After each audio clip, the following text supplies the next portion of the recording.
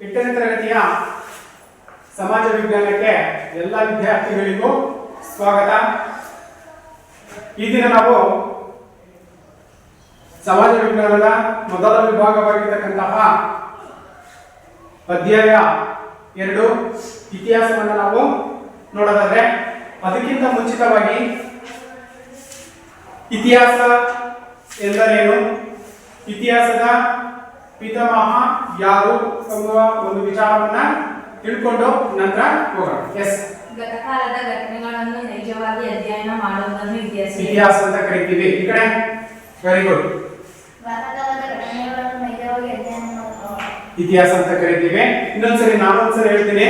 ಗತಕಾಲದ ಘಟನೆಗಳನ್ನ ನೈಜವಾಗಿ ಅಧ್ಯಯನವನ್ನ ಮಾಡ್ತಕ್ಕಂಥ ಒಂದು ಪ್ರಕ್ರಿಯೆ ಏನಿದೆ, ಇದನ್ನು ನಾವೇನಂತ ಕರಿತೀವಿ, ಇತಿಹಾಸ ಎಂಬುದಾಗಿ ಕರೆಯಲಾಗುತ್ತೆ. ಹಾಗಾದ್ರೆ who are the father of history, ಇತಿಹಾಸದ ಪಿತಾಮಹ ಅಂತ ನಾವು ಯಾರನ್ನ ಕರಿತೀವಿ?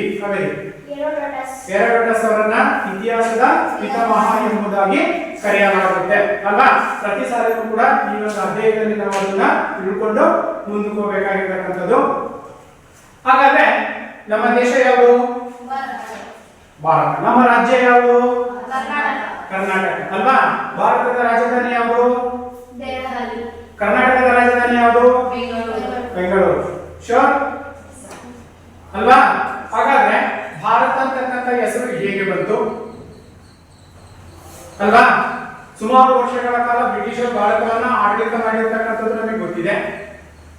ಯಾವ ರೀತಿಯಾಗಿ ನಮ್ಮ ದೇಶ ಅಂತಕ್ಕಂಥದ್ದು ಹೆಸರನ್ನ ಪಡೆಯಿತು, ಇಲ್ಲಿನ ನಾಗರಿಕತೆ ಅಂತಕ್ಕಂಥದ್ದು ಹೇಗಿತ್ತು, ಇಲ್ಲಿನ ಒಂದು ಸಂಸ್ಕೃತಿ ಅಂತಕ್ಕಂಥದ್ದು ಹೇಗಿತ್ತು ಅನ್ನೋದನ್ನ ಇವತ್ತು ನಾವು ಅಧ್ಯಯನವನ್ನು ಮಾಡ್ತಕ್ಕಂಥ ಅಧ್ಯಾಯ, ಇತಿಹಾಸದ ಅಧ್ಯಾಯ 2 ಭರತ ವರ್ಷ. ಭಾರತವನ್ನ ನಾವು ಭರತ ವರ್ಷ, ಯಾಕೆ ಭರತ ವರ್ಷ ಅಂತ ಕರಿತೀವಿ ಅಂತಂದ್ರೆ, ಭರತ ಎಂಬ ಚಕ್ರವರ್ತಿಯು ಆಡಳಿತವನ್ನ ಮಾಡ್ತಾ ಇದ್ದ. ಹಾಗಾಗಿ ಇದನ್ನ ಭರತ ಅಂತ ಕರೆದ್ರು ಅಥವಾ ಭಾರತ ಅಂತ ಕರೆದ್ರು. ಭಾರತದ ಭೌಗೋಳಿಕ ಲಕ್ಷಣಗಳು ಅಂದ್ರೆ ವಿಸ್ತೀರ್ಣ ಅಂತಕ್ಕಂಥದ್ದು ಎಷ್ಟಿದೆ, ಲಕ್ಷಣಗಳು ಹೇಗಿದ್ದಾವೆ ಅನ್ನೋದನ್ನ ನಾವು ಗಮನಿಸ್ತಕ್ಕಂಥದ್ದು. ಇನ್ನು ಪ್ರಾಗಿತಿಹಾಸ ಕಾಲ. ಈ ಒಂದು ಅಧ್ಯಯನವನ್ನ 2 ಭಾಗಗಳಾಗಿ ನಾವು ಮಾಡ್ಕೊಳ್ಳೋಣ. ಮೊದಲನೆಯ ಭಾಗದಲ್ಲಿ ನಾವು ಭರತ ವರ್ಷ ಹಾಗೆ ಭಾರತದ ಭೌಗೋಳಿಕ ಲಕ್ಷಣಗಳನ್ನ ನೋಡ್ತಾ ಹೋಗೋಣ. ಓಕೆ? ಹಾಗಾದ್ರೆ ಈ ಒಂದು ಅಧ್ಯಾಯದಲ್ಲಿ ನಾವು ಅಧ್ಯಯನ ಮಾಡಬೇಕಾಗಿರ್ತಕ್ಕಂಥ ಪ್ರಮುಖವಾಗಿರ್ತಕ್ಕಂಥ ಅಂಶಗಳು ಅಥವಾ ಕಲಿಕಾಂಶಗಳು ಅಂತ ನಾವು ಏನ್ ಕರಿತೀವಿ, ಅವುಗಳನ್ನ ನೋಡೋದಾದ್ರೆ, ಭಾರತವು ಒಂದು ಉಪಖಂಡ. ಎಷ್ಟು ಖಂಡಗಳಿದಾವೆ ಪ್ರಪಂಚದಲ್ಲಿ? Very good. 7 ಖಂಡಗಳಿದಾವೆ ಅಲ್ವಾ? ಪ್ರಪಂಚದಲ್ಲಿ ಎಷ್ಟು ಖಂಡಗಳಿದಾವೆ? 7 ಖಂಡಗಳನ್ನು ನಾವು ಕಾಣ್ತಾ ಇದ್ದೀವಿ. ಹಾಗಾದ್ರೆ ಭಾರತ ಯಾವ ಖಂಡದಲ್ಲಿದೆ? ಏಷ್ಯಾ ಖಂಡದಲ್ಲಿದೆ. ಪ್ರಪಂಚದಲ್ಲಿ ಅತ್ಯಂತ ದೊಡ್ಡ ಖಂಡ ಯಾವ್ದಪ್ಪ ಅಂತಂದ್ರೆ ಏಷ್ಯಾ ಖಂಡ. ಕ್ಲಿಯರ್ ಆಯ್ತಾ? ಭಾರತ ಏಷ್ಯಾ ಖಂಡದಲ್ಲಿ ಇರ್ತಕ್ಕಂಥದ್ದು. ಹಾಗೇನೆ ಒಂದು ಉಪಖಂಡ ಹಾಗೂ ಪರ್ಯಾಯ ದ್ವೀಪ. ದ್ವೀಪಕ್ಕೂ ಪರ್ಯಾಯ ದ್ವೀಪಕ್ಕೂ ವ್ಯತ್ಯಾಸ ಇದೆ. ದ್ವೀಪ ಅಂದ್ರೆ ಬೇರೆ, ಪರ್ಯಾಯ ದ್ವೀಪ ಅಂದ್ರೆ ಬೇರೆ. ಹೇಳ್ತಾ ಹೋಗ್ತೀನಿ ನಾನು. ಇನ್ನ ಭಾರತದ ಭೌಗೋಳಿಕ ಲಕ್ಷಣಗಳು ಏನೇನಿದ್ದಾವೆ, ಇನ್ನ ಭಾರತದ ನೆರೆಯ ರಾಷ್ಟ್ರಗಳು ಅರ್ಥ ಆಯ್ತಲ್ಲ? ಹಾಗಾದ್ರೆ ಇಲ್ಲಿ ದ್ವೀಪ ಅಂದ್ರೇನು, ಪರ್ಯಾಯ ದ್ವೀಪ ಅಂದ್ರೇನು ಯಾರಿಗಾರ ಗೊತ್ತಿಲ್ಲ? ಗೊತ್ತಾಗಿದ್ದಾರು? ದ್ವೀಪ ಅಂದ್ರೇನು, ಪರ್ಯಾಯ ದ್ವೀಪ ಅಂದ್ರೇನು? ದ್ವೀಪ ಅಂತ ಯಾಕೆ ಕರಿತೀವಿ, ಪರ್ಯಾಯ ದ್ವೀಪ ಅಂತ ಕರಿತೀವಿ? ಭಾರತವನ್ನ ಒಂದು ಪರ್ಯಾಯ ದ್ವೀಪ ಅಂತ ಕರೆದಿದ್ದೀವಿ. ಯಾಕೆ ಪರ್ಯಾಯ ದ್ವೀಪ ಅಂತ ಕರೆದಿದ್ದೀವಿ ಅಲ್ವಾ? ಯಾಕೆ ದ್ವೀಪ ಅಂದ್ರೆ ಫಸ್ಟ್ ನಾವು ತಿಳ್ಕೊಳ್ಬೇಕಾಗಿರೋದೇನಪ್ಪ? ದ್ವೀಪ. ದೀಪ ಅಲ್ಲ, ದ್ವೀಪ. ಅಂಡಮಾನ್ ಮತ್ತು ನಿಕೋಬಾರ್ ದ್ವೀಪಗಳಿದಾವೆ ಗೊತ್ತಾ? ಕೇಳಿದ್ರೆ ದ್ವೀಪಗಳು. ಈ ದ್ವೀಪ ಅಂದ್ರೆ ಫಸ್ಟ್ ತಿಳ್ಕೊಳ್ಳೋಣ. ಸುತ್ತಲೂ ನೀರಿದ್ದು ಮಧ್ಯ ಭೂಮಿ ಇರ್ತಕ್ಕಂಥದ್ದೇನಿದೆ, ಇದನ್ನ ನಾವೇನಂತ ಕರಿತೀವಿ? ದ್ವೀಪ. ಕ್ಲಿಯರ್ ಆಯ್ತಾ? ಈಗ ದ್ವೀಪ ಅಂದ್ರೇನು? ಸುತ್ತಲೂ ನೀರಿದ್ದು ಮಧ್ಯ ಭೂಮಿ ಇರ್ತಕ್ಕಂಥದ್ದೇನಿದೆ, ಇದನ್ನ ನಾವೇನಂತ ಕರಿತೀವಿ? ದ್ವೀಪಗಳು. ಕ್ಲಿಯರ್ ಮಾಡ್ಕೊಂಡ್ಬಿಡಿ. ಇನ್ನೊಂದ್ಸರಿ 9, 10 ಬಂದಾಗ ಇದೇ ಪ್ರಶ್ನೆಗಳು ಬಂದಾಗ ಮತ್ತೆ ಹೇಳೋಣ. ಅರ್ಥ ಆಯ್ತು? ಈಗ ದ್ವೀಪ ಅಂತಂದ್ರೆ ಸುತ್ತಲೂ ನೀರಿದ್ದು ಮಧ್ಯ ಭೂಮಿ ಇರ್ತಕ್ಕಂಥದ್ದೇನಿದೆ, ಅದನ್ನು ನಾವೇನಂತ ಕರಿತೀವಿ? ದ್ವೀಪಗಳು ಅಂತ ಕರಿತೀವಿ. ಹಾಗಾಗಿ ಇಲ್ಲಿ ಭಾರತ ದ್ವೀಪನ ಪರ್ಯಾಯ ದ್ವೀಪನ ಇಲ್ಲೇನ್ ಕೊಟ್ಟಿದ್ವಿ ನಾವು? ಪರ್ಯಾಯ ದ್ವೀಪನ ಭಾರತ. ಇಲ್ಲಿ ಹೇಳಿಲ್ವಾ? ಭಾರತ ಒಂದು ಉಪಖಂಡ ಹಾಗೂ ಪರ್ಯಾಯ ದ್ವೀಪ. ನಾವು ದ್ವೀಪ ಅಂತ ಹೇಳಿಲ್ವಲ್ಲ, ಪರ್ಯಾಯ ದ್ವೀಪ ಅಂತ ಹೇಳಿದೀವಿ. ದ್ವೀಪ ಅಂತ ಏನಂತ ಹೇಳಿದ್ವಿ ನಾವು? ಸುತ್ತಲೂ ನೀರಿದ್ದು ಮಧ್ಯ ಭೂಮಿ ಅಂತಕ್ಕಂಥದಕ್ಕೆ ನಾವು ದ್ವೀಪ ಅಂತ ಕರಿತೀವಿ. ಆಯ್ತಾ? ಸೇಮ್ ಟು ಸೇಮ್ ತಗೊಂಡಾಗ ಶ್ರೀಲಂಕಾ ಗೊತ್ತಾ ನಮ್ಗೆ? ಶ್ರೀಲಂಕಾ ಸುತ್ತಲೂ ನೀರಿದೆ, ಮಧ್ಯ ಭೂಮಿ ಇದೆ, ಅದನ್ನ ನಾವು ದ್ವೀಪ ಅಂತ ಕರಿತೀವಿ. ಹಾಗಾದ್ರೆ ಭಾರತವನ್ನ ಏನಂತ ಕರಿತೀವಿ ನಾವು? ಅಲ್ವಾ? ಹಾಗಾದ್ರೆ ನಮ್ಗೆ ಉತ್ತರ ಬೇಕಾಗಿರೋದು ಯಾವುದು? ದ್ವೀಪ ಬೇಕೋ ಪರ್ಯಾಯ ದ್ವೀಪ ಬೇಕೋ? ಅಲ್ವಾ? ದ್ವೀಪ ಅನ್ನೋದನ್ನ ತಿಳ್ಕೋಬೇಕು, ಆಮೇಲೆ ಪರ್ಯಾಯ ದ್ವೀಪ. ದ್ವೀಪ ಅಂತಂದ್ರೆ ಗೊತ್ತಾಯ್ತು ನಮಗೆ? ಸುತ್ತಲೂ ನೀರಿದ್ದು ಮಧ್ಯ ಭೂಮಿ ಇರ್ತಕ್ಕಂಥದಕ್ಕೆ ನಾವು ದ್ವೀಪ ಅಂತ ಕರಿತೀವಿ. ಹಾಗಾದ್ರೆ ಪರ್ಯಾಯ ದ್ವೀಪ ಅಂದ್ರೆ ಏನು? ಭಾರತವನ್ನು ಪರ್ಯಾಯ ದ್ವೀಪ ಅಂತ ಹೇಳ್ತೇವೆ ನಾವು, ಅಲ್ವಾ? ಹಾಗಾದ್ರೆ ಪರ್ಯಾಯ ದ್ವೀಪ ಅಂದ್ರೆ ಏನು? ಮೂರು ಕಡೆ ನೀರಿದ್ದು ಒಂದು ಕಡೆ ಭೂಮಿ ಇರ್ತಕ್ಕಂಥದ್ದೇನಿದೆ ಇದನ್ನ ನಾವೇನಂತ ಕರಿತೀವಿ? ಅಷ್ಟೇ ವ್ಯತ್ಯಾಸ. ಕ್ಲಿಯರಾ? ನೋಡಿ 9, 10, 11, 12, 10 ಎಲ್ಲಿ ಹೋದ್ರು ಇದೆ. ಮತ್ತೆ ಈಗ ಯಾರಾದ್ರೂ ಕೇಳಿದ್ರಪ್ಪ ತಕ್ಷಣ ರಿಲೇಷನ್ ಯಾರು ಬಂದಿರ್ತಾರೆ ನೆಂಟರು, ನಮೀಗ ದ್ವೀಪ ಅಂದ್ರೆ ಏನು, ಪರ್ಯಾಯ ದ್ವೀಪ ಅಂದ್ರೆ ಏನು ಅಂತ ಅವಾಗ ತಕ್ಷಣ ಕೇಳ್ಬೇಕು.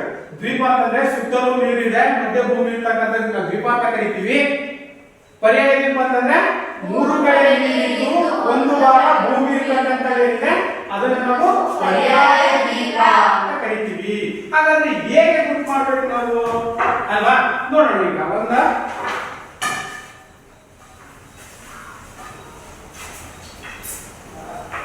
ಎಸ್, ಇದು ನಮ್ಮ ಭಾರತ ಅಲ್ವಾ? ನಮಗೆ ಬೇಕಾಗಿರ್ತಕ್ಕಂಥದ್ದು ಇಲ್ಲಿ ಪರ್ಯಾಯ ದ್ವೀಪ. ಹೇಗೆ ಪರ್ಯಾಯ ದ್ವೀಪವಾಗಿದೆ? ಇಲ್ಲಿ ನೋಡಿ, ಇದೇನಿದು? ಏನನ್ನದು ಕಾಣಿಸ್ತಾ ಇದೆ ತಾನೆ? ಇದು ನೀರಿದೆ ಗೊತ್ತು. ಇದೆಲ್ಲ ಬ್ಲೂ ಕಲರ್ ಏನಿದೆಯೋ ಅಷ್ಟು ನೀರು ಕಾಣಿಸ್ತಿದೆಯಲ್ಲ. ಒಂದ್ ಕಡೆ, ಎರಡು ಕಡೆ, ಮೂರು ಕಡೆ. ನಾವು ಏನ್ ಹೇಳಿದ್ವಿ ಪರ್ಯಾಯ ದ್ವೀಪಕ್ಕೆ? ಮೂರು ಕಡೆ ನೀರಿದ್ದು ಒಂದು ಕಡೆ ಭೂಮಿ ಇರ್ತಕ್ಕಂಥ. ಕರೆಕ್ಟ್ ಅಲ್ವಾ? ಹಾಗಾದ್ರೆ 1, 2, 3 ಸರಿ ಇದೆಯಾ? ಇವೆಲ್ಲ ನೋಡಿ ನೀರಿದೆಯಾ?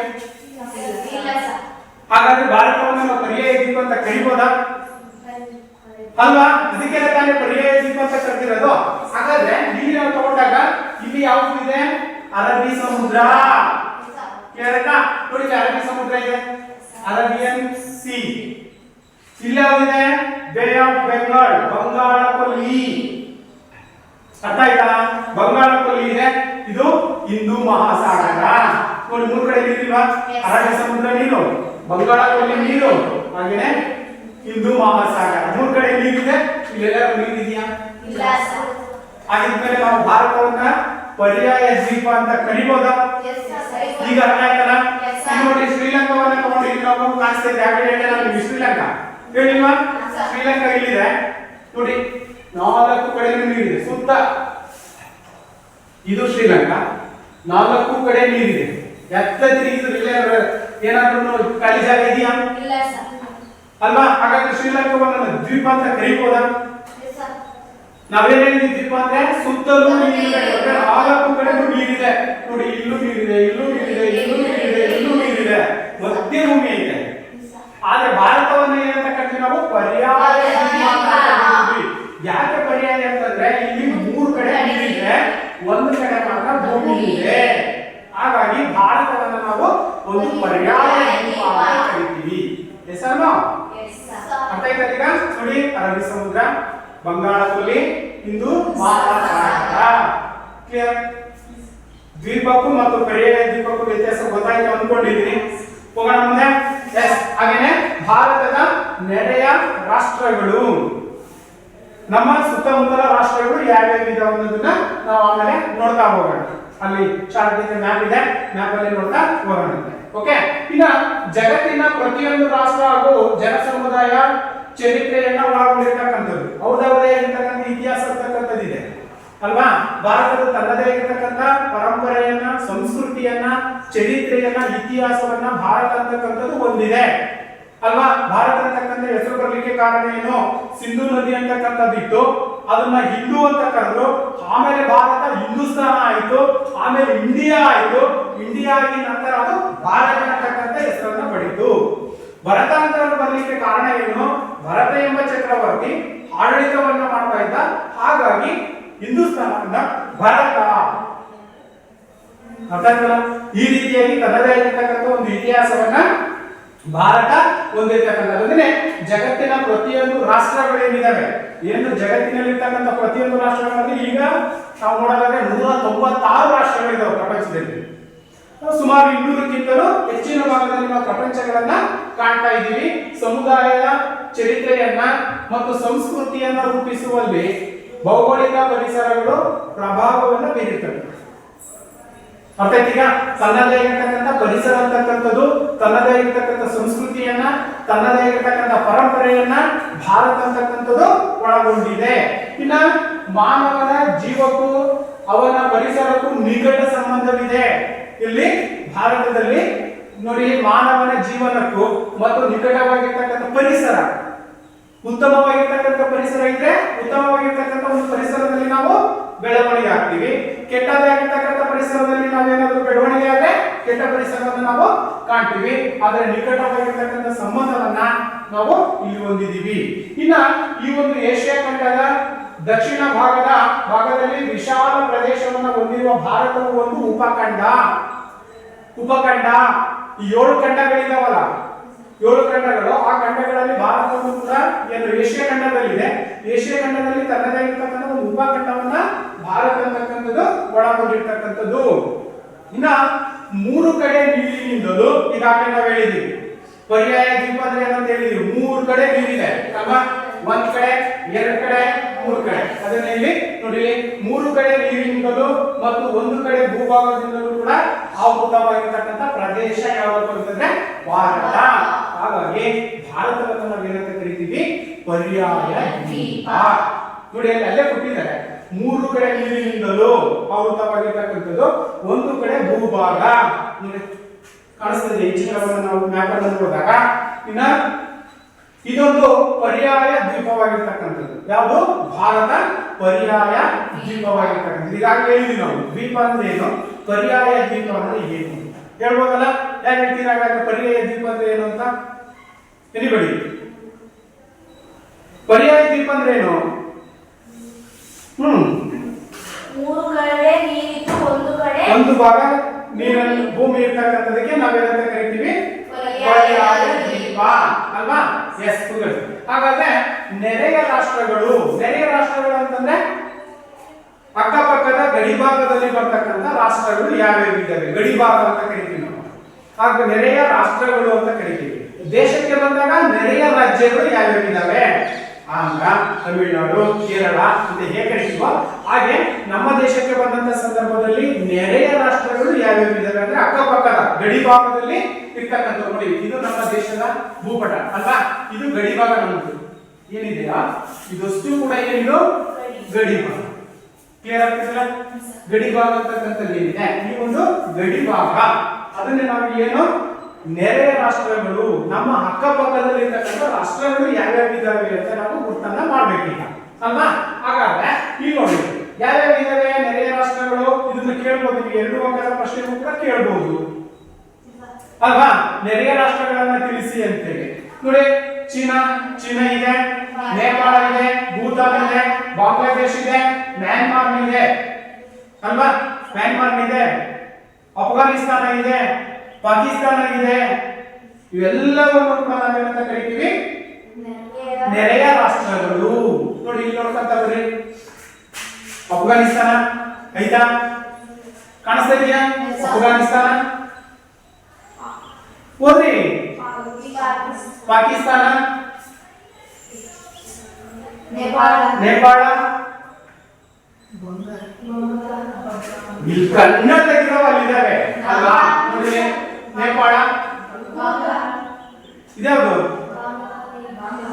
ಬಾಂಗ್ಲಾದೇಶ್ ಅಲ್ವಾ? ಆಮೇಲೆ ಬರ್ಮಾ, ಆಮೇಲೆ ಶ್ರೀಲಂಕಾ ಕೂಡ ನೆರೆಯ ರಾಷ್ಟ್ರ. ಯಾಕಂದ್ರೆ ಅಲ್ಲಿ ಇಲ್ಲದ ಇದ್ರು ನಾವು ತಿಳ್ಕೋಬೇಕು, ನಮ್ಮದ ನೆರೆಯ ರಾಷ್ಟ್ರ ಅಂತೇಳಿ. ಓಕೆ, ಇವುಗಳನ್ನ ನಾವೇನಂತ ಕರಿತೀವಿ? ಭಾರತದ ನೆರೆಯ ರಾಷ್ಟ್ರಗಳು ಅಂದ್ರೆ ಅಕ್ಕಪಕ್ಕದ ರಾಷ್ಟ್ರಗಳು ಅಥವಾ ಗಡಿ ರಾಷ್ಟ್ರಗಳು ಅಂತಲೂ ಕೂಡ ಕರಿತೀವಿ. ಚೀನಾ ಇದೆ, ನೇಪಾಳ ಇದೆ, ಭೂತಾನ್, ಬಾಂಗ್ಲಾದೇಶ್, ಮ್ಯಾನ್ಮಾರ್. ಹಾಗೇನೆ ಇದು ಭಾರತ ವರ್ಷ, ಭರತಖಂಡ ಅಂತ ಕರಿತೀವಿ. ಹಾಗೇನೆ ಸಿಂಧೂ ದ್ವೀಪ ನದಿ ನಾಗರಿಕತೆಗಳು, ಸಿಂಧೂ ನಾಗರಿಕತೆ ಅಂತ ಇತ್ತು, ನಾಗರಿಕತೆಗಳೇನಿದ್ದಾರೆ ಪ್ರಾಚೀನ ನಾಗರಿಕತೆಗಳು ಅಂತ ನಾವೇನು ಕರಿತೀವಿ, ಏಷ್ಯನ್ ಸಿವಿಲೈಸೇಷನ್ ಅಂತ ಕರಿತೀವಿ. ಆ ಒಂದು ಸಿಂಧೂ ನಾಗರಿಕತೆ ಅಥವಾ ಸಿಂಧೂ ದ್ವೀಪ ಬೃಹತ್ ಭಾರತ, ದೊಡ್ಡದಾಗಿರ್ತಕ್ಕಂಥ ಒಂದು ಭಾರತ ಅಂತಕ್ಕಂಥದ್ದು. ಇದನ್ನ ನಾವು ಅಖಂಡ ಭಾರತ ಅಂತಲೂ ಕೂಡ ಕರಿತೀವಿ. ಯಾವ್ಯಾವ ಹೆಸರಿನಿಂದ ಕರೀತಾ ಇದ್ದೀವಿ ನಾವನ್ನ? ಭಾರತವನ್ನ ಅಂತಂದ್ರೆ ಭಾರತ ವರ್ಷ, ಇಂಡಿಯಾ, ಸಿಂಧು ನದಿ ಇದ್ದು ಹೋಗಿ ಹಿಂದೂ, ಹಿಂದೂ ಹೋಗಿ ಹಿಂದೂಸ್ತಾನ, ಆಮೇಲೆ ಇಂಡಿಯಾ, ಆಮೇಲೆ ಭಾರತ. ಕ್ಲಿಯರಾ? ಹಾಗೇನೆ ಭರತಖಂಡ ಅಂತ ಕರಿತೀವಿ. ಯಾಕೆಂತಂದ್ರೆ ಭರತ ಚಕ್ರವರ್ತಿ ಆಡಳಿತವನ್ನ ಮಾಡ್ತಾ ಇದ್ದ. ಇನ್ನ ಸಿಂಧು ದ್ವೀಪ, ಹಾಗೇನೆ ಬೃಹತ್ ಭಾರತ, ದೊಡ್ಡ ದೇಶ. ಇನ್ನ ಅಖಂಡ ಭಾರತ. ಯಾಕೆ ಅಖಂಡ ಭಾರತ ಅಂತ ಕರಿತೀವಿ? 30 ರಾಜ್ಯಗಳನ್ನ ಒಳಗೊಂಡಿರ್ತಕ್ಕಂಥದ್ದು, ಒಕ್ಕೂಟ ರಾಷ್ಟ್ರ ಅಂತ ನಾವು ಕರಿತೀವಿ. 562 ಸಂಸ್ಥಾನಗಳಿದ್ದು ಭಾರತದಲ್ಲಿ. ಸ್ವತಂತ್ರದ ನಂತರ ಎಲ್ಲಾ ಸಂಸ್ಥಾನಗಳನ್ನ ಕ್ರೋಢೀಕರಿಸಿ ಸರ್ದಾರ್ ವಲ್ಲಭಾಯ್ ಪಟೇಲ್ ಅವರು ಏಕೀಕರಣವನ್ನ ಮಾಡಿದ್ರು, ಅಖಂಡ ಭಾರತ ಅಂತೇಳಿ. ಅರ್ಥ ಆಯ್ತಲ್ಲ? ಅವಾಗ ಒಕ್ಕೂಟ ರಾಷ್ಟ್ರ ಅಂತಕ್ಕಂಥದ್ದು ನಿರ್ಮಾಣವಾಗಿರ್ತಕ್ಕಂಥದ್ದಕ್ಕೆ ನಾವು ಅಖಂಡ ಭಾರತ ಮುಂತಾದ ಹೆಸರುಗಳಿಂದ ನಾವು ಭಾರತವನ್ನ ಕರಿತಾ ಇದ್ದೀವಿ. ಅರ್ಥ ಆಯ್ತಲ್ಲ? ಹಾಗೇನೆ ಪ್ರಸ್ತುತ 28 30 ರಾಜ್ಯಗಳು ಇದಾವೆ. ಈಗ ಆಂಧ್ರ ಪ್ರದೇಶ 2 ವಿಭಾಗವಾಯಿತು. ಯಾವ್ಯಾವ ಗೊತ್ತಾ? ಆಂಧ್ರ ಪ್ರದೇಶ 2 ವಿಭಾಗವಾಯಿತು. ಯಾವ್ಯಾವು? ತೆಲಂಗಾಣ ಮತ್ತು ಸೀಮಾಂಧ್ರ. ಆಂಧ್ರವನ್ನ 2 ಭಾಗ ಮಾಡಿದ್ರು. ಒಂದು ರಾಜ್ಯವನ್ನ 2 ಭಾಗಗಳನ್ನಾಗಿ ಮಾಡಿರ್ತಕ್ಕಂಥದ್ದು. ಒಂದು ಸೀಮಾಂಧ್ರ, ಇನ್ನೊಂದು ತೆಲಂಗಾಣ. ಏನಂತ? ಪ್ರಸ್ತುತ 28 ರಾಜ್ಯಗಳು. ಹಾಗಾದ್ರೆ ಭಾರತದ ರಾಜಧಾನಿ ಯಾವುದು? ದೆಹಲಿ ಅಲ್ವಾ? ಇನ್ನ 8 ಕೇಂದ್ರಾಡಳಿತ ಪ್ರದೇಶಗಳು. ಜಮ್ಮು ಅಂಡ್ ಕಾಶ್ಮೀರವನ್ನ ಸೇರಿ ಕೇಂದ್ರಾಡಳಿತ ಪ್ರದೇಶಗಳನ್ನು ನಾವು ಇಲ್ಲಿ ಗಮನಿಸಬಹುದಾಗಿದೆ. ಕ್ಲಿಯರ್ ಆಯ್ತಾ? ಆಡಳಿತದ ಅನುಕೂಲಕ್ಕಾಗಿ ನಾವು ಕೇಂದ್ರಾಡಳಿತ ಪ್ರದೇಶಗಳನ್ನು ಕೂಡ ಇಲ್ಲಿ ಭಾಗಗಳನ್ನಾಗಿ ಮಾಡಿಕೊಂಡಿದ್ದೀವಿ. ಕ್ಲಿಯರ್ ಆಯ್ತಾ? ಹಾಗಾದ್ರೆ ನೆಕ್ಸ್ಟ್ ನಾವು ಭಾರತದ ಭೂರಚನೆ ಅಂತಕ್ಕಂಥದ್ದು ಹೇಗಾಯ್ತು? ಇಲ್ಲಿವರೆಗೂ ನಾವು ಪರ್ಯಾಯ ದ್ವೀಪ, ಉಪಖಂಡ, ಹಾಗೇನೆ ನೆರೆಯ ರಾಷ್ಟ್ರಗಳು ಏನೆಂಬುದನ್ನ ಭಾರತಕ್ಕೆ ಇರ್ತಕ್ಕಂಥ ಯಾವ್ಯಾವ ಹೆಸರುಗಳನ್ನ ಕರೀತಾ ಇದ್ರೆ ಅನ್ನೋದನ್ನ ನಾವು ಗಮನಿಸ್ತಾ ಹೋದ್ವಿ. ನೆಕ್ಸ್ಟ್ ಭಾರತದ ಭೂರಚನೆ ಅಂತಕ್ಕಂಥದ್ದು. ಭಾರತದ ಭೂರಚನೆಯು ಉತ್ತರದಲ್ಲಿ ಹಿಮಾಲಯ ಪರ್ವತ ಶ್ರೇಣಿ ಕಾಣಿಸ್ತಾ ಇದೆಯಲ್ಲ, ನೇಪಾಳ ಇಲ್ಲಿ ಬರ್ತಕ್ಕಂಥದ್ದು ಹಿಮಾಲಯ ಪರ್ವತ. ಹಿಮಾಲಯ ಪರ್ವತ ಕೇಳಿದ್ದೀರಾ? ಕೇಳಿದ್ದೀರಾ?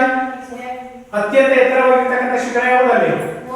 Very good. ಮೌಂಟ್ ಎವರೆಸ್ಟ್ ಅಂತ ನಾವೇನ್ ಕರಿತೀವಿ, ಅತ್ಯಂತ ಎತ್ತರವಾಗಿರ್ತಕ್ಕಂಥದ್ದು. ನೋಡಿ, ಉತ್ತರದಲ್ಲಿ ಹಿಮಾಲಯ ಪರ್ವತ ಶ್ರೇಣಿಯನ್ನ ಹೊಂದಿರತಕ್ಕಂಥದ್ದು. ಈ ಹಿಮಾಲಯ ಪರ್ವತ ಶ್ರೇಣಿ ಏನಿದೆ ಭಾರತಕ್ಕೆ ಅಪಾರವಾಗಿರ್ತಕ್ಕಂಥ ಮಳೆಯನ್ನು ತರಿಸುತ್ತೆ. ಅಲ್ಲಿಂದ ಬೀಸ್ತಕ್ಕಂಥ ನೈಋತ್ಯ ಮಾನ್ಸೂನ್ ಮಾರುತಗಳನ್ನ ತಡೆದು ಭಾರತದಲ್ಲಿ ಜೂನ್ ಟು ಸೆಪ್ಟೆಂಬರ್ ವರೆಗೆ ಬರ್ತಕ್ಕಂತಹ ಮಳೆಗಾಲ ಏನಿದೆ ಹೆಚ್ಚು ಮಳೆಯನ್ನು ತರಿಸುತ್ತೆ. ಅದರ ಜೊತೆಯಲ್ಲಿ ರಕ್ಷಣೆಯ ಗೋಡೆಯಾಗಿದೆ ಭಾರತೀಯರಿಗೆ, ರಕ್ಷಣೆಯನ್ನ ಒದಗಿಸುತ್ತೆ. ಬರೀ ರಕ್ಷಣೆ ಅಷ್ಟೇ ಅಲ್ಲ, ಶೀತ ಗಾಳಿಯನ್ನು ಕೂಡ ತಡೆದು ಇರ್ತಕ್ಕಂಥದ್ದನ್ನ ನಾವು ಕಾಣಬಹುದಾಗಿದೆ. ಕ್ಲಿಯರ್ ಆಯ್ತಾ? ಇಷ್ಟು. ಹಾಗೇನೆ ಸಮತಟ್ಟಾದ ಸಿಂಧೂ ನದಿಯನ್ನು ಹೊಂದಿರತಕ್ಕಂಥದ್ದು. ಇನ್ನ ಗಂಗಾ ಬಯಲು ಪ್ರದೇಶ ನದಿಗಳಂತಕ್ಕಂಥದ್ದು ಸಿಂಧೂ ನದಿ, ಗಂಗಾ ನದಿ ಅಂತಕ್ಕಂಥ ಪ್ರದೇಶಗಳನ್ನು ಒಳಗೊಂಡಿರ್ತಕ್ಕಂಥದ್ದು. ಇನ್ನ ದಕ್ಷಿಣ ದಕ್ಕನ್ ಪ್ರಸ್ಥಭೂಮಿ ಹಾಗೂ ಕರಾವಳಿ ತೀರ ಪ್ರದೇಶಗಳನ್ನು ಹೊಂದಿರತಕ್ಕಂಥದ್ದು. ಹಾಗಾದ್ರೆ ಈ ಕರಾವಳಿ ತೀರ ಪ್ರದೇಶಗಳಂದ್ರೇನು?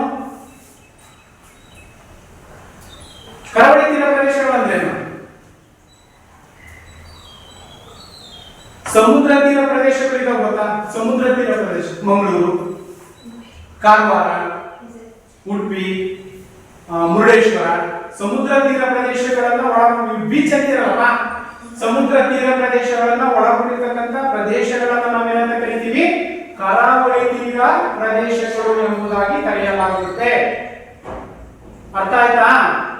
ಸಮುದ್ರ ತೀರದ ಪ್ರದೇಶಗಳೇನಿವೆ ಆ ಒಂದು ಪ್ರದೇಶಗಳನ್ನ ನಾವು ಕರಾವಳಿ ತೀರ ಪ್ರದೇಶಗಳು ಎಂಬುದಾಗಿ ಕರೆಯಲಾಗುತ್ತೆ. ಕ್ಲಿಯರ್ ಆಯ್ತಾ? ನೆಕ್ಸ್ಟ್ ಇನ್ನ ಉತ್ತರದ ಹಿಮಾಲಯ ಪರ್ವತ ಶ್ರೇಣಿಯು ಜಗತ್ತಿನಲ್ಲಿ ಅತ್ಯಂತ ಎತ್ತರವಾಗಿರ್ತಕ್ಕಂಥ ಶಿಖರ. ಈಗಾಗಲೇ ನಾನು ಹೇಳಿದೆ, ನಾವು ಏನು ಯಾವುದು ಮೌಂಟ್ ಎವರೆಸ್ಟ್. ಪ್ರಪಂಚದಲ್ಲಿ ಅತ್ಯಂತ ಎತ್ತರವಾಗಿರ್ತಕ್ಕಂಥ ಶಿಖರ ಮೌಂಟ್ ಎವರೆಸ್ಟ್. ಹಾಗಾದ್ರೆ ಭಾರತದಲ್ಲಿ ಅತ್ಯಂತ ಎತ್ತರವಾಗಿರ್ತಕ್ಕಂಥ ಶಿಖರ ಯಾವುದು? ಭಾರತದಲ್ಲಿ ನಾನು ಕೇಳ್ತಿರೋದು ಅಲ್ವಾ? ಇಲ್ಲಿ ಹಿಮಾಲಯ, ನೇಪಾಳದಲ್ಲಿ ಬರ್ತಕ್ಕಂಥ ಹಿಮಾಲಯ ಪರ್ವತ. ಭಾರತದಲ್ಲಿ ಹಾಗೂ ಪ್ರಪಂಚದಲ್ಲಿ ಅತ್ಯಂತ ಎತ್ತರವಾಗಿರ್ತಕ್ಕಂಥ ಶ್ರೇಣಿ ಅಥವಾ ಶಿಖರ ಯಾವ್ದಪ್ಪ ಅಂತಂದ್ರೆ ಮೌಂಟ್ ಎವರೆಸ್ಟ್ ಅಂತ ಹೇಳಿದ್ವಿ ನಾವು. ಹಾಗಾದ್ರೆ ಭಾರತದಲ್ಲಿ ಅತ್ಯಂತ ಎತ್ತರವಾಗಿರ್ತಕ್ಕಂಥ ಶಿಖರ ಯಾವುದು? ಕರ್ನಾಟಕದಲ್ಲಿ ಅತ್ಯಂತ ಎತ್ತರವಾಗಿರ್ತಕ್ಕಂಥ ಶಿಖರ ಯಾವುದು? ಹೌದಾ? ಬರ್ತದ ಬರಲ್ವಾ ಹೇಳಿ. ಈಗ ಪ್ರಪಂಚದ ಅತ್ಯಂತ ಎತ್ತರವಾಗಿರ್ತಕ್ಕಂಥ ಶಿಖರ ಯಾವ್ದಪ್ಪ? Mount Everest. ಹಾಗಾದ್ರೆ ಭಾರತದಲ್ಲಿ ಅತ್ಯಂತ ಎತ್ತರವಾದ ಶಿಖರ K2 ಮೌಂಟ್ ಗಾಡ್ವಿನ್ ಆಸ್ಟಿನ್ ಅಂತ ಕರಿತೀವಿ. ಮೌಂಟ್ ಗಾಡ್ವಿನ್ ಆಸ್ಟಿನ್ ಅಥವಾ K2 ಇದು ಭಾರತದ ಅತ್ಯಂತ ಎತ್ತರವಾಗಿರ್ತಕ್ಕಂಥ ಶಿಖರ. ಓಕೆ, 9, 10 PUC ಗೆ ಡಿಗ್ರಿಗೂ ಕೂಡ ಬರುತ್ತೆ. ಇಲ್ಲೇ ಚೆನ್ನಾಗಿ ಕಲ್ತ್ಕೊಳ್ಳಿ. ಅರ್ಥ ಆಯ್ತಲ್ಲ? ಪ್ರಪಂಚದ ಅತ್ಯಂತ ಎತ್ತರವಾಗಿರ್ತಕ್ಕಂಥ ಶಿಖರ ಪ್ರಪಂಚದ ಕನ್ಫ್ಯೂಸ್ ಮಾಡ್ಕೊಳ್ಳಿ. ಪ್ರಪಂಚದ ಅತ್ಯಂತ ಎತ್ತರವಾಗಿರ್ತಕ್ಕಂಥ ಶಿಖರ ಮೌಂಟ್ ಎವರೆಸ್ಟ್. ಭಾರತದ ಎತ್ತರವಾಗಿರ್ತಕ್ಕಂಥ ಶಿಖರ ಅಂತ ಬಂದಾಗ K2. ನಿಮಗೆ ಮೌಂಟ್ ಗಾಡ್ವಿನ್ ಆಸ್ಟಿನ್ ಅಂತ ನಮಗೆ ಬರೆಯಕ್ಕೆ ಓದಕ್ಕೆ ಬರಲಿಲ್ಲ ಅಂದ್ರೆ K2 ಬರ್ಬಿಡ್ರಿ. ಈಸಿ ಅಲ್ಲ? K2 ಬರೀಬೋದಲ್ಲ? ನಾನು ಇನ್ನೊಂದು ಪ್ರಶ್ನೆ ಹುಡುಕಂತೇನೆ.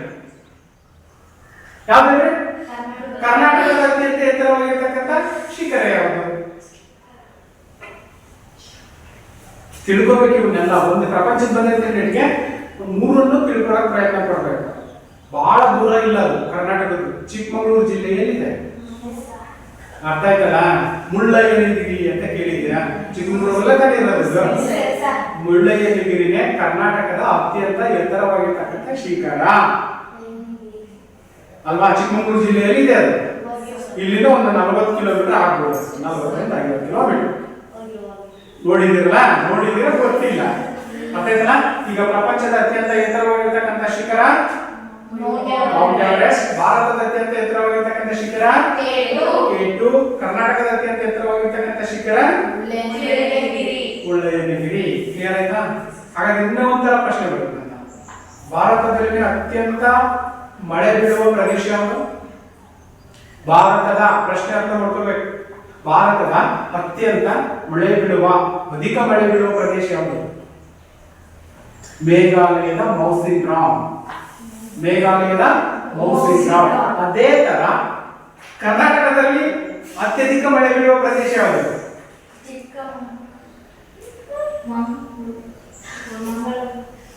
ಹೌದು, ಆಗುಂಬೆ. ಕೇಳಿದಿರಲ್ಲ? ಆಗುಂಬೆ ಎಲ್ಲ ಗೊತ್ತಿರುತ್ತೆ, ತಿಳ್ಕೋಬೇಕು. Okay, yes. ಹಾಗೇನೆ ಉತ್ತರದ ಹಿಮಾಲಯ ಪರ್ವತ ಶ್ರೇಣಿ ಜಗತ್ತಿನಲ್ಲೇ ಅತ್ಯಂತ ಎತ್ತರವಾಗಿರ್ತಕ್ಕಂಥ ಶಿಖರವನ್ನ ಹೊಂದಿರತಕ್ಕಂಥದ್ದು. ಗೊತ್ತಾಯ್ತಲ್ಲ? ನೆಕ್ಸ್ಟ್ ಯಾವಾಗ ಕೇಳಿದ್ರು ಹೇಳ್ಬೇಕು. ಹೇಳ್ತೀರಲ್ಲ? ಎಸ್. ಹಾಗೇನೆ ಭಾರತಕ್ಕೆ ಸುರಕ್ಷತೆ ಮತ್ತು ಭದ್ರತೆಯನ್ನ ನೀಡಿದೆ ಯಾವುದು? ಹಿಮಾಲಯ ಪರ್ವತ ಅಂತ ನಾನು ಆಗಲೇ ಹೇಳಿದೆ. ರಕ್ಷಣಾ ಗೋಡೆಯಾಗಿದೆ. ನೈಋತ್ಯ ಮಾನ್ಸೂನ್ ಮಾರುತಗಳನ್ನ ತಡೆದು ಹೆಚ್ಚಿನ ಮಳೆಯನ್ನ ತರಿಸುತ್ತೆ. ರಕ್ಷಣಾ ಗೋಡೆಯಾಗಿರ್ತಕ್ಕಂಥದ್ದು, ಭದ್ರಕೋಟೆಯಾಗಿರ್ತಕ್ಕಂಥದ್ದು ಅಂತಲೂ ಕೂಡ ಹೇಳಿದ್ದೀನಿ. ಇನ್ನ ಸಮತಟ್ಟಾದ ಸಿಂಧು, ಗಂಗಾ ಬಯಲು ಸೀಮೆಗಳು ಅತ್ಯಂತ ಫಲವತ್ತಾಗಿರ್ತಕ್ಕಂಥವು. ನದಿ ತೀರ ಪ್ರದೇಶಗಳೆಲ್ಲವೂ ಕೂಡ ಏನಾಗಿರ್ತವೆ? ಅತಿಯಾಗಿರ್ತಕ್ಕಂಥ ಫಲವತ್ತತೆಯನ್ನ ಹೊಂದಿರ್ತವೆ. ಯಾಕೆ ನದಿ ಪ್ರದೇಶಗಳು ಅತ್ಯಂತ ಫಲವತ್ತತೆಯನ್ನು ಹೊಂದಿರ್ತವೆ? ನದಿ ಬಯಲು ಪ್ರದೇಶಗಳು ಹೆಚ್ಚಿನ ಫಲವತ್ತತೆಯನ್ನು ಹೊಂದಿರ್ತವೆ. ಯಾಕೆ? ಒಂದು ತರ ಪ್ರಶ್ನೆ ಬರುತ್ತೆ. ಯಾಕೆ ಹೊಂದಿರ್ತವೆ? ನದಿಗಳು ಹರಿದು ಬರುವಾಗ ಮಣ್ಣನ್ನ ಕೊಚ್ಕೊಂಡ್ ಬಂದಿರ್ತಾವ ಗೊತ್ತಾ? ಅದನ್ನ ದಡಕ್ಕೆ ತಂದು ಬಿಡ್ತಾವಲ್ಲ, ಆ ಮಣ್ಣು ಫಲವತ್ತತೆಯನ್ನ ಕೂಡಿರುತ್ತೆ. ಹಾಗೇನೆ ಈ ಒಂದು ಪರ್ವತಾದ ಪ್ರದೇಶಗಳು ಪ್ರಾಚೀನ ನಾಗರಿಕತೆಗಳು ಯಾವ್ಯಾವ ಗೊತ್ತಾ? ನಾಗರಿಕತೆಗಳು ಗೊತ್ತಾ?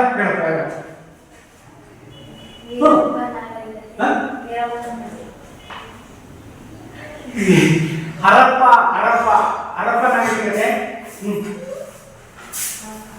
ಹರಪ್ಪ ನಾಗರಿಕತೆ, ಈಜಿಪ್ಟ್ ನಾಗರಿಕತೆ, ಮೆಸೊಪೊಟೇಮಿಯಾ ನಾಗರಿಕತೆ, ರೋಮ್ ನಾಗರಿಕತೆ, ಅಮೆರಿಕನ್ ನಾಗರಿಕತೆ, ಸಿಂಧು ಬಯಲಿನ ನಾಗರಿಕತೆ ಅಲ್ವಾ? ಇವೆಲ್ಲ ನಾಗರಿಕತೆಗಳು ಬೆಳೆದು ಬಂದಿರತಕ್ಕಂಥದ್ದು ಎಲ್ಲಪ್ಪ ಅಂತಂದ್ರೆ ನದಿಗಳ ತೀರ ಪ್ರದೇಶ. ಈ ಪ್ರಶ್ನೆ ಒಂದು, ಎಲ್ಲಾ ನಾಗರಿಕತೆಗಳು ಬೆಳೆದಿರ್ತಕ್ಕಂಥದ್ದು ನದಿಯ ತೀರ ಪ್ರದೇಶಗಳಲ್ಲೇ ಯಾಕೆ?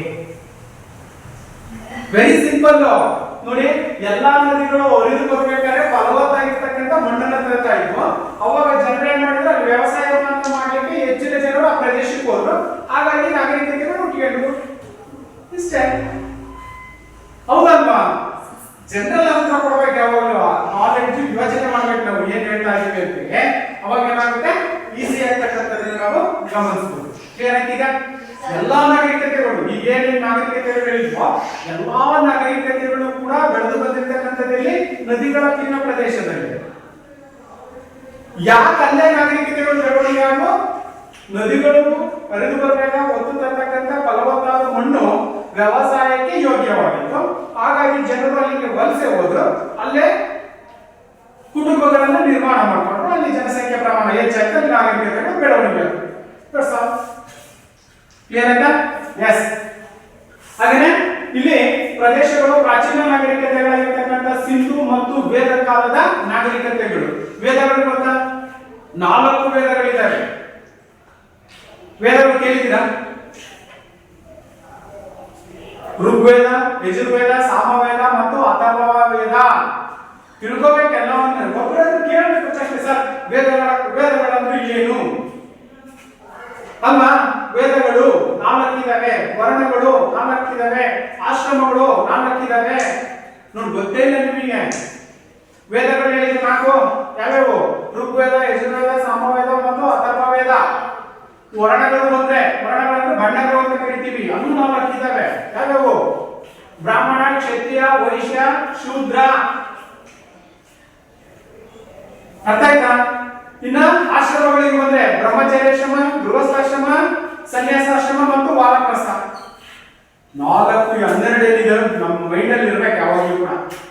ವೇದಗಳು 4, ವರ್ಣಗಳು 4, ಆಶ್ರಮಗಳು 4. ಕನ್ಫ್ಯೂಸ್ ಮಾಡ್ಕೊಂಡ್ರಿ ಎಲ್ಲ ಹೋಗಿ ಒಂದಕ್ಕೊಂದು ಬೇರೆ ಬೇರೆ ಆಗುತ್ತೆ. ವೇದಗಳು ಕೇಳಿದ್ರೆ ವರ್ಣಗಳು ಹೇಳೋದು, ವರ್ಣಗಳು ಕೇಳಿದ್ರೆ ವೇದಗಳಾಗುತ್ತೆ. ಅದಕ್ಕೆ ಕನ್ಫ್ಯೂಸ್ ಮಾಡ್ಕೋಬಾರ್ದು.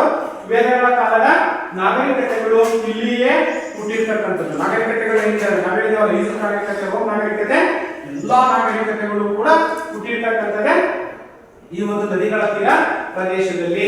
ಇನ್ನು ಎಲ್ಲಾ ಕಾಲಘಟ್ಟಗಳಲ್ಲಿ ಈ ಒಂದು ಫಲವತ್ತಾದ ಪ್ರದೇಶದ ಮೇಲೆ ಹಿಡಿತ ಸಾಧಿಸಲು ಅನೇಕ ಕದನಗಳು ಅಂತಕ್ಕಂಥವು ನಡೆದಿರ್ತಕ್ಕಂಥದ್ದು. ಕದನಗಳನ್ನು ಗೊತ್ತಲ್ಲ? ಏನ್ ಕದನಗಳಂದ್ರೆ ಯುದ್ಧಗಳು. ಆ ಒಂದು ಪ್ರದೇಶವನ್ನ ವಶಪಡಿಸಿಕೊಳ್ಳೋದಕ್ಕೋಸ್ಕರ ಆ ನಾಗರಿಕತೆಯ ಜನರಲ್ಲಿ ಯುದ್ಧಗಳು ಅಂತಕ್ಕಂಥವು ಪ್ರಾರಂಭವಾಗಿರ್ತಕ್ಕಂಥದ್ದು ನಾವು ಕಾಣಬಹುದಾಗಿದೆ. ಓಕೆ, ನೆಕ್ಸ್ಟ್ ನಾವು ನರ್ಮದಾ ನದಿ ಭಾರತವನ್ನ 2 ಭಾಗಗಳಾಗಿ ವಿಂಗಡಿಸಲಾಗಿದೆ. ನರ್ಮದಾ ನದಿಯನ್ನ ಅಥವಾ ನರ್ಮದಾ ನದಿಯು ಭಾರತವನ್ನ 2 ಭಾಗಗಳಾಗಿ ವಿಂಗಡಿಸಿದ್ದಾರೆ. ಯಾಕೆ ಅಂತಂದ್ರೆ ಅಲ್ಲಿ ಹರ್ಷವರ್ಧನ ಮತ್ತು ಇಮ್ಮಡಿ ಪುಲಕೇಶಿಗೆ ಭಯಂಕರವಾಗಿರ್ತಕ್ಕಂಥ ಯುದ್ಧ ನಡೆಯುತ್ತೆ. ಎಲ್ಲಿ? ನರ್ಮದಾ ನದಿ ತೀರದಲ್ಲಿ ಯುದ್ಧ, ಭಯಂಕರವಾಗಿರ್ತಕ್ಕಂಥ ಯುದ್ಧ ನಡಿಬೇಕಾದ್ರೆ ಇಲ್ಲಿ ಹರ್ಷವರ್ಧನನೂ ಸೋಲಲ್ಲ, ಇಮ್ಮಡಿ ಪುಲಕೇಶಿನೂ ಸೋಲಲ್ಲ. ಏನ್ ಮಾಡ್ಬೇಕಾದ್ರೆ ಆ ಪ್ರದೇಶಗಳನ್ನು ವಶಪಡಿಸಬೇಕು ಅಂತ ಅವರು ಅರ್ಧರ್ಧ ಡಿವೈಡ್ ಮಾಡ್ಕೊಂಡ್ರು. ನೋಡಪ್ಪ, ನೀನು ಉತ್ತರ ಪ್ರದೇಶವರು ಅಂತ ಬಿರುದನ್ನ ತಗ, ನಾನು ದಕ್ಷಿಣ ಪ್ರದೇಶವರು ಅಂತಕ್ಕಂಥ ಬಿರುದನ್ನ ತಗೊಳ್ತೀನಿ. ಅವಾಗಲೇ ದೇಶವನ್ನ ಏನ್ ಮಾಡಿದ್ರು? ಭಾರತವನ್ನ 2 ಭಾಗಗಳಾಗಿ ಮಾಡಿರ್ತಕ್ಕಂಥದ್ದು. ಕಥೆಗಳನ್ನ ತಿಳ್ಕೋಬೇಕು. ಅರ್ಥಾಯ್ತಾ? ಕಥೆಗಳನ್ನ ತಿಳ್ಕೋಬೇಕು. ನೋಡಿ, ಭಾರತವನ್ನು ಯಾಕೆ ಸರ್ 2 ಭಾಗಗಳನ್ನಾಗಿ ಮಾಡಿದ್ರು? ಪ್ರಶ್ನೆ ಕೇಳ್ಬೋದು, ನೀವೇನೆ ಪಾಠ ಮಾಡುವಾಗ ಪ್ರಶ್ನೆಗಳನ್ನ ಕೇಳಬೇಕು. ಸರ್ ಯಾಕೆ ಸರ್ ಅಲ್ಲಿ ಭಾಗಗಳನ್ನ ಮಾಡಿದ್ರು? ವೇದಗಳಂತ ಹೇಳಿದ್ರಿ, ಏನ್ ಸರ್ ಅದು ವೇದಗಳಂತಂದ್ರೆ ಅಲ್ವಾ? ಅವಾಗ ಏನಾಗುತ್ತೆ, ನಮಗೆ ಹೇಳೋಕ್ಕೂ ಕೂಡ ಇಂಪ್ರೆಷನ್ ಆಗುತ್ತೆ, ಇನ್ನೂ ಜಾಸ್ತಿ ಹೇಳಲಿಕ್ಕೆ. ಅದಕ್ಕಾಗಿ ಇಲ್ಲಿ ನರ್ಮದಾ ನದಿ ಅಂತಕ್ಕಂಥದ್ದೇನಿದೆ, ಈ ಒಂದು ಭಾರತವನ್ನ 2 ಭಾಗಗಳಾಗಿ ದಕ್ಷಿಣ ಮತ್ತು ಉತ್ತರ. ಹರ್ಷವರ್ಧನ ಮತ್ತು ಇಮ್ಮಡಿ ಪುಲಕೇಶಿಗೆ ಭಯಂಕರವಾಗಿರ್ತಕ್ಕಂಥ ಯುದ್ಧ ನಡೆಯುತ್ತೆ. ಇಬ್ರು ಕೂಡ ಯಾವ ಕಾರಣಕ್ಕೂ ಸೋಲನ್ನ ಒಪ್ಕೊಳ್ಳಲ್ಲ. ಅವಾಗ ಇಬ್ರು ಒಂದು ನಿರ್ಧಾರಕ್ಕೆ ಬರ್ತಾರೆ, ನೋಡಪ್ಪ ಉತ್ತರವನ್ನ ನೀನಿಟ್ಟ, ದಕ್ಷಿಣವನ್ನ ನಾನು ಇಟ್ಕೊಳ್ತೀನಿ ಅಂತ. ಅವಾಗ ಇಬ್ರು ಒಂದೊಂದು ಬಿರುದನ್ನ ಪಡ್ಕೊಳ್ತಾರೆ. ಏನಂತ? ಉತ್ತರ ಉತ್ತರ ಪ್ರದೇಶ್ವರ, ದಕ್ಷಿಣ ಪ್ರದೇಶ್ವರ. ಹಾಗಾಗಿನೇ ಭಾರತವನ್ನ ನರ್ಮದಾ ನದಿಯು 2 ಭಾಗಗಳಾಗಿ ವಿಂಗಡಿಸಿದ್ದಾರೆ. ಈಗ ಅರ್ಥ ಆಯ್ತಲ್ಲ? ಇಷ್ಟು ಪ್ರಮುಖವಾಗಿರ್ತಕ್ಕಂತಹ ಭೂರಚನೆಯಲ್ಲಿ ಕಂಡು ಬರ್ತಕ್ಕಂಥದ್ದು. ಹಾಗೇನೆ ಇನ್ನ ಎತ್ತರವಾಗಿರ್ತಕ್ಕಂಥ ಉತ್ತರದ ಎತ್ತರ ಪ್ರದೇಶ ಅಥವಾ ಮಾಳ್ವಾ ಪ್ರಸ್ಥಭೂಮಿ ಅಂತಕ್ಕಂಥದ್ದು. ಹಾಗೇನೆ ದಕ್ಕನ್ ಪ್ರಸ್ಥಭೂಮಿ, ಮೌರ್ಯರು ಮತ್ತು ಗುಪ್ತರು ಇಲ್ಲಿ ಆಡಳಿತವನ್ನ ಮಾಡಿದ್ದಾರೆ. ಭಾರತದಲ್ಲಿ ಹೆಚ್ಚಿನ ಪ್ರದೇಶವಾಗಿ ನಾವು ಗಮನಿಸಿದ್ರೆ ಇಲ್ಲಿ ಮೌರ್ಯರು ಅಂತಕ್ಕಂಥ ಹೇಳಿದರೆ ಚಂದ್ರಗುಪ್ತ ಮೌರ್ಯ ಅಲ್ವಾ, ಇವರೆಲ್ಲರೂ ಕೂಡ ಗಂಗರು, ಇನ್ನು ಗುಪ್ತರ ಆಡಳಿತವನ್ನು ನಾವು ಸುವರ್ಣ ಯುಗ ಅಂತ ಕರಿತೀವಿ. ಯಾಕಂದ್ರೆ 106 ವರ್ಷಗಳ ಕಾಲ ಅವರು ಆಡಳಿತವನ್ನ ಮಾಡಿರ್ತಕ್ಕಂಥದ್ದು. ಹಾಗಾಗಿ ಮತ್ತೆ ಇಷ್ಟು ಪ್ರಮುಖವಾಗಿರ್ತಕ್ಕಂಥದ್ದು.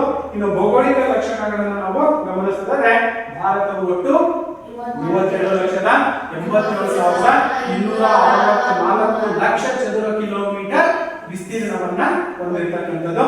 ಇನ್ನು ಭೂಕ್ಷೇತ್ರದ ದೃಷ್ಟಿಯಿಂದ ಇದು ಪ್ರಪಂಚದ 7ನೆಯ ದೊಡ್ಡ ರಾಜ್ಯವಾಗಿರ್ತಕ್ಕಂಥದ್ದು. ಪ್ರಪಂಚದ 7ನೆಯ ದೊಡ್ಡ ರಾಜ್ಯ.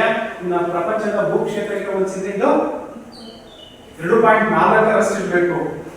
ತಪ್ಪೇಳಿದ್ರೆ ಅನ್ಸುತ್ತಲ್ಲ ಅವಾಗ ರಷ್ಟು ಒಳಗೊಂಡಿರ್ತಕ್ಕಂಥದ್ದು. ಪ್ರಪಂಚ ಭೂಕ್ಷೇತ್ರಕ್ಕೆ 2.4ರಷ್ಟು ಒಳಗೊಂಡಿರ್ತಕ್ಕಂಥದ್ದು. ಇದರಲ್ಲಿ 28 ರಾಜ್ಯಗಳು, 8 ಕೇಂದ್ರಾಡಳಿತ ಪ್ರದೇಶಗಳನ್ನ ಭಾರತ ಒಳಗೊಂಡಿರ್ತಕ್ಕಂಥದ್ದನ್ನು ಕೂಡ ನಾವು ಗಮನಿಸಬಹುದಾಗಿದೆ ಅಲ್ವಾ. ಇಷ್ಟು ಭಾರತದ ಭೌಗೋಳಿಕ ಲಕ್ಷಣಗಳನ್ನ ನಾವು ಇಲ್ಲಿಯವರೆಗೆ ಅಧ್ಯಯನವನ್ನ ಮಾಡಿರ್ತಕ್ಕಂಥದ್ದು. ಓಕೆ, ನೋಡಿ ನಕಾಶೆಯೆಲ್ಲ ತಗೊಂಡಾಗ ನಾವು 3 ಕಡೆನೂ ನೀಡಿದೆ ಅಲ್ವಾ. ಅರಬ್ಬಿ ಸಮುದ್ರ, ಬಂಗಾಳ ಕೊಲ್ಲಿ ಮತ್ತು ಅಲ್ವಾ ಹಿಂದೂ ಮಹಾಸಾಗರ. ನೆರೆಯ ರಾಷ್ಟ್ರಗಳನ್ನು ತಗೊಂಡಾಗ ಅಫ್ಘಾನಿಸ್ತಾನ ಇದೆ, ಪಾಕಿಸ್ತಾನ ಇದೆ, China, Nepal, Bangladesh, Burma, Sri Lanka, Myanmar ಇವೆಲ್ಲವೂ ಕೂಡ ಭಾರತದ ನೆರೆಯ ರಾಷ್ಟ್ರಗಳು. ಓಕೆ, ಅರ್ಥ ಆಯ್ತು ಅಂದ್ಕೊಂಡಿದ್ದೀನಿ. ಹೋಮ್ವರ್ಕ್ ಕೊಡ್ಕೊಳ್ಳಿ.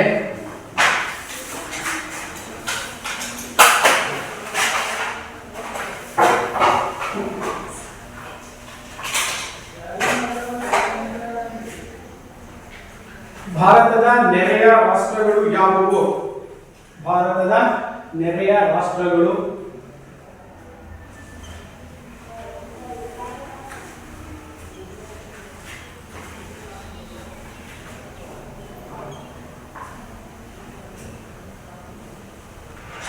ಹಿಮಾಲಯದ ಮಹತ್ವವನ್ನ ತಿಳಿಸಿ. ಹಿಮಾಲಯದ ಮಹತ್ವವನ್ನ ತಿಳಿಸಿ. ಹಿಮಾಲಯದ ಮಹತ್ವವನ್ನ ತಿಳಿಸಿ.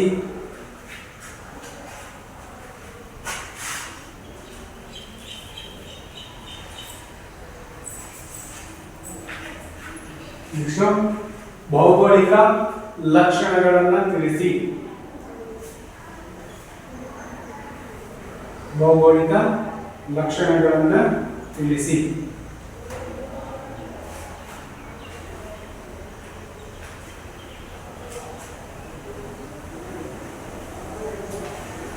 ನೆಕ್ಸ್ಟ್ ಪ್ರಶ್ನೆ, ಭಾರತದ ನಕಾಶೆ ಬಿಡಿಸಿ. ಭಾರತದ ನಕಾಶೆ ಬಿಡಿಸಿ.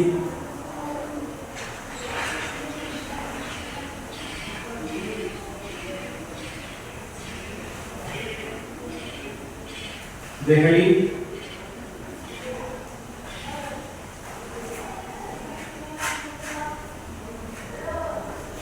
ಮುಂಬೈ,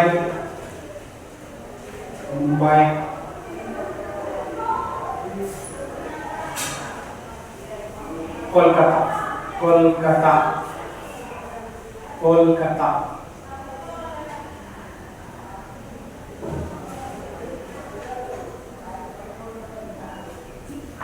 ಸ್ಥಳಗಳನ್ನು ಗುರುತಿಸಿ.